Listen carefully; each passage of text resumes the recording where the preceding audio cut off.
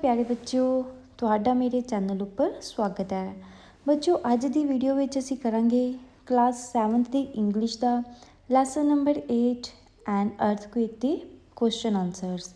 साडा पहला क्वेश्चन है, what is the poem about, कि जिहड़ी कविता वा वो किस दे बारे विच है।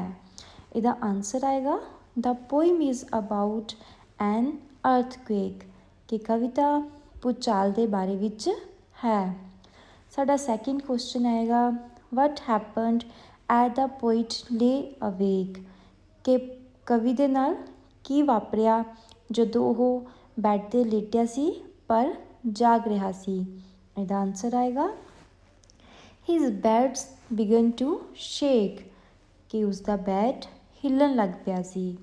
नैक्सट क्वेश्चन आएगा, how did the poet come to know about earthquake, कि जिहड़ा कवि है उसनों किस तरह पता चलिया कि भूचाल आ रहा है। इहदा आंसर लिखो, the poet came to know about the earthquake, कि जिहड़ा कवि सी उसनों भूचाल के बारे विच पता लग्या when his bed began to shake, कि जदों उसका बैड हिलन लग पिया। नैक्सट है question 4th, what confirm the poet's fear about quake, किसने कवि के डर नूं पक्का कर दिता कि भूचाल आ रहा है।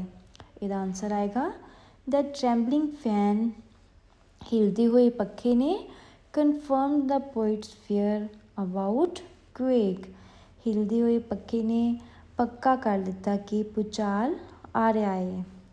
Next the last question, what happened after the quake, भूचाल आने तो बाद की होया, कि जिहड़े लोग सी वो घरां तो बेघर हो गए सी।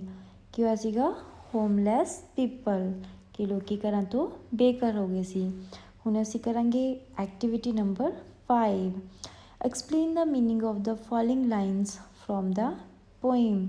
साइन पोइम दे विचों लाइन्स दित्तियां होईयां ने अते उसनूं असीं अपनी लैंगुएज दे विच एक्सप्लेन करांगे। फर्स्ट वन है kissing and talking to the ground, कि जिहड़ियां सारियां चीज़ां सी वो धरती ते डिग रहीआं सी ते इस तरह लग रहा सी कि जिवें वो धरती नूं चुम रहीआं होण जां गल कर रहीआं होण।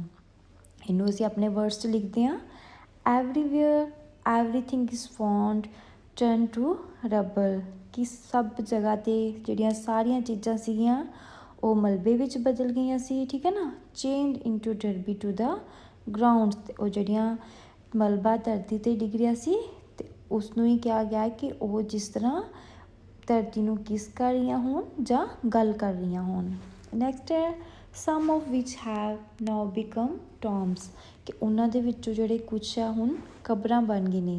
इहदे विच किहदे बारे गल कीती हुई है, घरां दे बारे गल कीती हुई है, कि जिहड़े लोग पहले घरां च रहिंदे सन वो घर हुण उन्हां ही लोकां दीआं कबरां बन गए। इहनूं असीं लिखांगे people have been buried under the debris, कि जिहड़े लोग सीगे वो घरां दे अंदर ही दब गए, ठीक है। And some of them have now dead, ते उन्हां दे विचों कुछ जिहड़े आ वो मर गए। So their houses have become their tomb, इस करके जिहड़े उन्हां दे घर सी वो हुण कबरां बन गए सन। बच्चों, आस करदी हां तुहानूं ये वीडियो पसंद आई होएगी। अगर पसंद आई है वीडियो नूं लाइक ते चैनल नूं सबसक्राइब करना ना भुल्लिओ। मिलदे हां नैक्सट वीडियो 'च।